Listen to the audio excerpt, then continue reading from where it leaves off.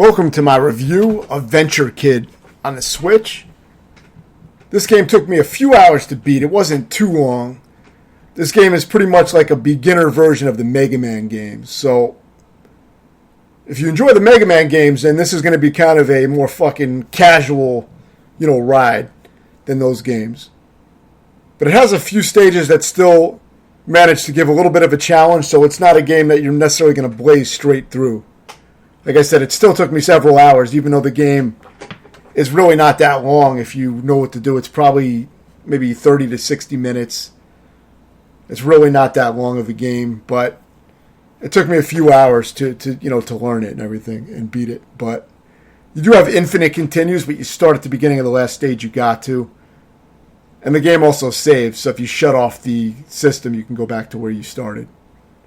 There's also a shop where you can buy items that can help you out. Like you can buy, with enough money, you can buy an extra permanent health upgrade to get an extra heart. Your hearts are how many hits you can take. Each time you get hit, you lose one heart. You see I have 4 at this point. I think you start with 3. But you can upgrade and get it up to 4, I believe. You also have other things you can buy, like when you do run out of hearts, instead of losing a life, you can have it to where it refills your hearts fully. One time. So it essentially gives you double health. So there's some things like that you can buy. You also, every time you defeat a boss, it has that Mega Man style where defeating a boss gives you a new weapon or ability. Now in this game, it's not like Mega Man in the sense that, each boss has a specific weapon that does massive damage to it. So there's no boss order to worry about in this game. Even though it does copy off of that Mega Man gameplay style, it doesn't copy it to that extent. It has a little bit of its own unique flavor, which is good. So you just go through the stages. You have a few lives on each stage. You can buy lives at the shop, but they're a little expensive. But you have a few lives on each stage. And if you lose all those lives, you go out to the continue screen, but you have unlimited continues. But a lot of the bosses are very easy. As you can see, this very simple pattern here. There are a few that are a little bit tricky, but a lot of them are very simple like this. So you can see the game isn't like pushing any fucking boundaries as far as having complicated bosses or anything like that. Like I said, it's kind of a simple game. It's a simple Mega Man clone, basically. And it's kind of like a beginner Mega Man game. But it's a good, solid game. It was only a few bucks when I got it. I believe it's on some other platforms as well. But see, now I got the rockets off of this boss that I just killed, so that's a new ability I have. And your abilities are similar to weapons in Mega Man, where there's a meter for each one of them. And when that meter runs out, you run out of ammo, basically. But if you pick up certain items, like I think these green little balls will replenish weapon energy. I think that's what those are for. Actually, those ones are actually money. So that's your currency that you use for the shop. So, but there is, I believe there is pickups that give you weapon energy back as well. Sometimes there's little puzzles, like grab this bomb and bring it somewhere and then throw it at a wall to break the wall. That's not something you really see in Mega Man. So there is, a little bit of its own unique flavor, but it's usually some simple shit like that. I mean, that was very simple, as you can see. And the new abilities are cool because some of them are actually like traversal abilities. Like one of them is double jump, where you can jump twice, obviously. Another one is where you can walk on spikes for a limited amount of time. So you can switch to them in the middle of each stage, and some of them are useful for certain scenarios, so it is cool. Though it's not as good, I would say, as the mechanic in Mega Man, where you have to find the specific boss for the weapon, to get the most damage. So it's not that kind of effect. It's done in a different way. This was one of the harder bosses, and it's really not that hard, as you can see, but it was one of the harder ones. So it just goes to show, the general difficulty of the game. If this is where the difficulty peaks, then, you're not looking at a very hard game for most players that are familiar with these type of games. Now, the last stage does get, quite a bit more challenging than some of the other areas. But the bosses, the last boss does have 2 forms, but it's really not hard. I mean, you can easily get some items and shit to make it a joke. So you shouldn't have too much trouble with this game, especially if you're using the shop. Now, there is a way to unlock a secret final stage, and I believe a secret final boss. And I think that's something to do with collecting these items in the stages. You got to collect some hidden items, I believe.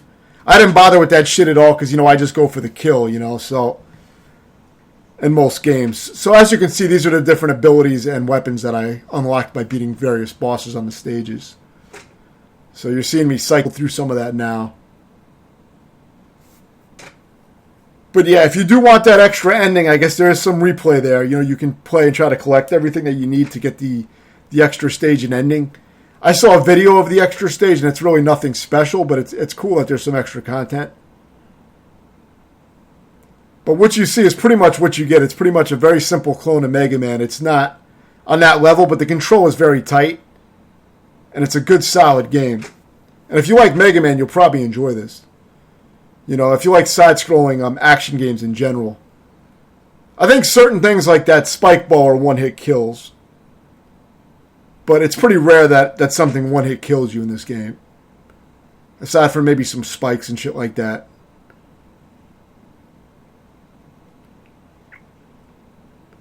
But yeah, this is not a game that stands out or anything like that. It's really not a game that stands out, but it's really is a solid, Mega Man clone.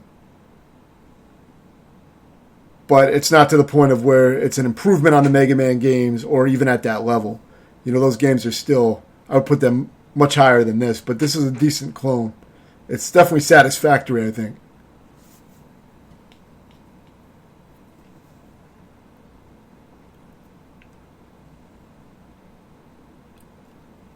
So here we have another boss fight.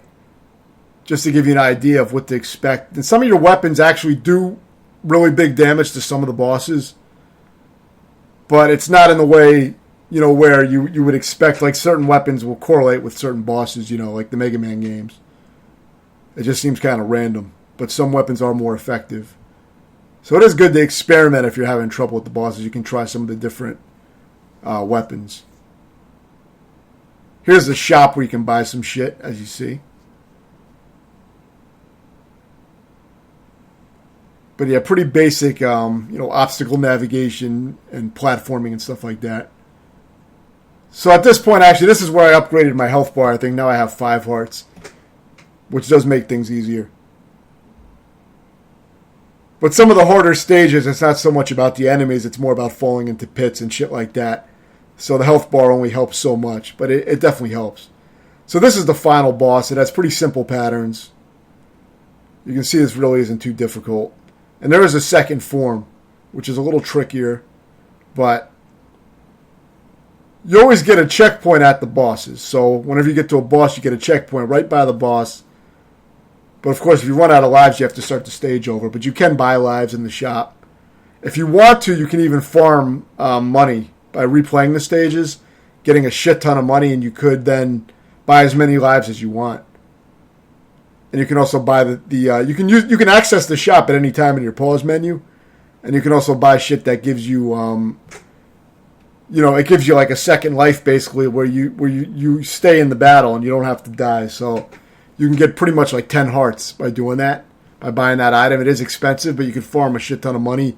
You can farm up to 999 coins. So now when I say you can visit the shop at any time in the pause menu, you can't do it in the middle of a boss fight. But since you start right outside the boss when you die, you can do it right before your boss attempts.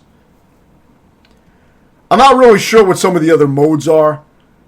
When I played through the game, I just went through on normal, so I didn't try all the rest of to see what the other content was.